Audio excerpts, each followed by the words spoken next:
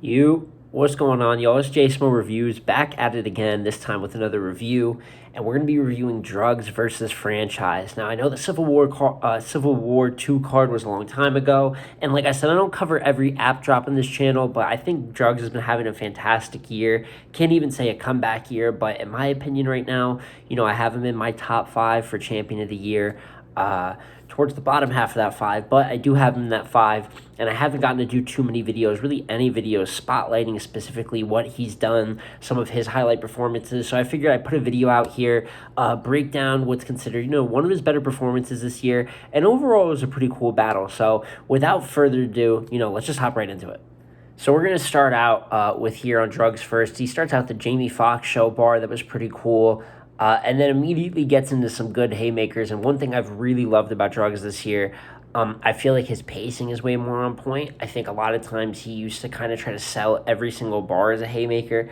Some people use the term haymaker fishing, but I think this year you're seeing a more seasoned guy with a lot more pace of what to emphasize, what not. The writing is still crazy throughout, as most of the time it always has been, but there's more structure to it, in my opinion, rather than just, throwing out bar after bar extremely aggressively, which was kind of a critique, with some of the early Goonies guys. But like I said, I think he's really worked on that, and it shows with his first haymaker here. This Canadian get rolled up in a maple leaf, and even the difference between the Jamie Foxx show bar and how he delivered that, you can tell, his best material is getting his best delivery, as it should. Had high hopes for a return, then he got audited. It was a whole tax thing he put together. He has an angle about reusing concepts, how, Franchise always has the silencer. It sounds like, he does that a lot, and then flips it as no matter how you dress it up, it's still the same franchise. Talking about his original reference was to McDonald's, how McDonald's owns Chipotle, a bunch of other lower fast food tiers. So no matter how you dress it up, it's still the same franchise. So even though it's kind of an out there concept, I think he tied it together really good, especially for an angle or bar that might be complicated. He painted the picture to the point, I completely understood off of the first hearing of it. Then he has a Franchise boys bar in my white tee with your picture on it. That was a haymaker, and pretty much just showed how good of a first round Drugz was having. And then he finishes out here, I should be from Toronto. I can get around from scratch. The Toronto Raptors logo, that was hard. When I saw you leave Canada dry, it left me sick to my stomach. Talking about the way that he stopped repping for Canada. Even though with the pandemic, I don't even know if Franchise had much of a choice on that, but regardless, leave Canada dry, sick to your stomach. That was fire. And then it goes on Franchise first, and Franchise has a pretty good start to his first round. Beat you with an old pistol, got to knock the rust off, wave around like Doctor Strange. More about the performance there than it really is the writing. But that hit. Why you ain't think I want to take him? He talked about his app record. Drugz is 0-7. Why ain't you think I want to take him? Because Drugz been stepped on fire. And then, sadly, as Franchise round goes on, he kind of has some dry spots and some OBC towards the end. A lot of Drugz flips that we've heard before. He had an arcane bar that was pretty cool, but overall, he started the first half like he was a match the energy, and he died off. So I edged Drugz the first round 1-0. So then from there, we get into the second round, and as you're going to see, Drugz does start to pull away here. Coming out with the Flintstones intro, I'm going to pop Dino head through the roof. I believe that Franchise's name is Dino. I believe he says that in the very, very start of the battle as well. So, Flintstones, Dino, head through the roof. That was fire. He is a Toronto Raptors player scheme. Uses Siakam, Van Vliet, a bunch of different players on the Raptors. So, it's pretty elongated. I didn't put it down bar for bar, but I believe he included like 6 to 7 players. It was just a pretty dope scheme overall.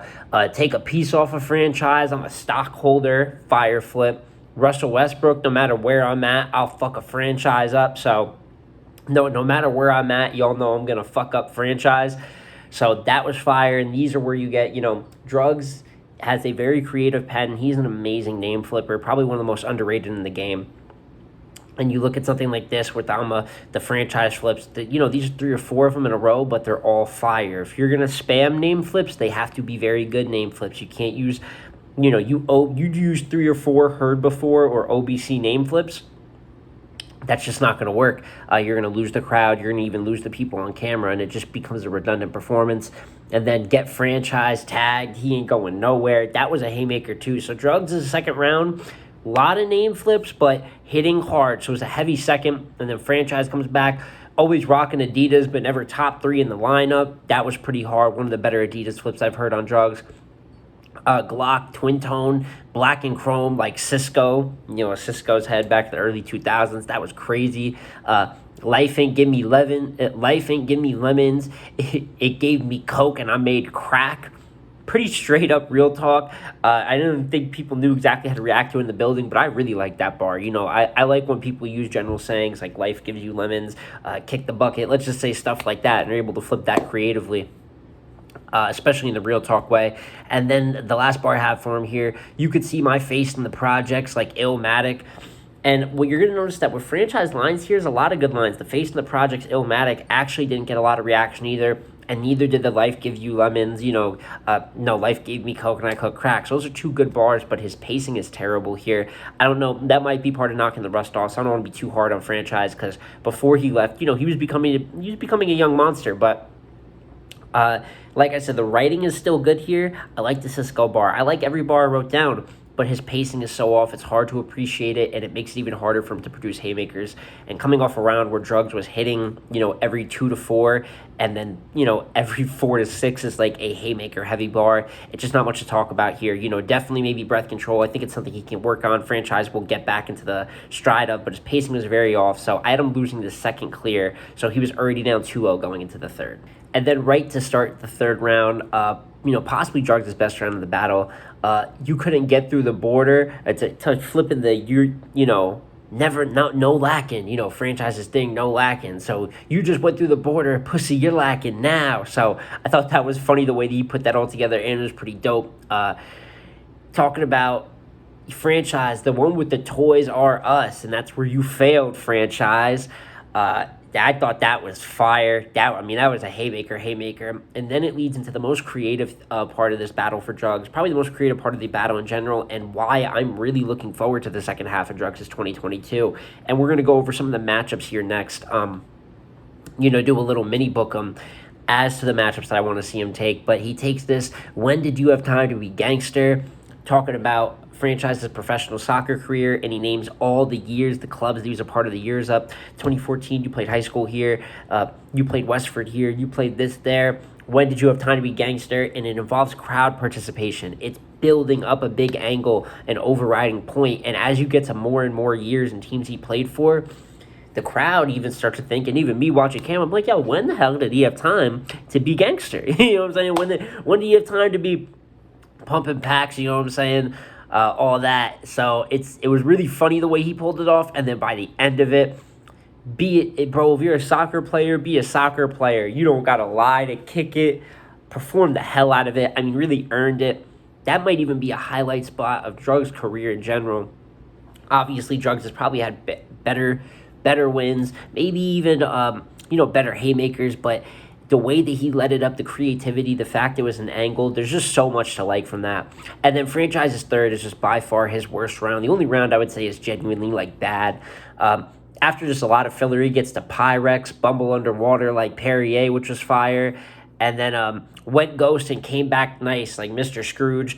So those were actually 2 cool bars, but overall his third, there was OBC and the pacing was off. So, Drugz got that clear, meaning this is a Drugz 3-0. I had Drugz winning 3-0 and possibly his best performance of the year.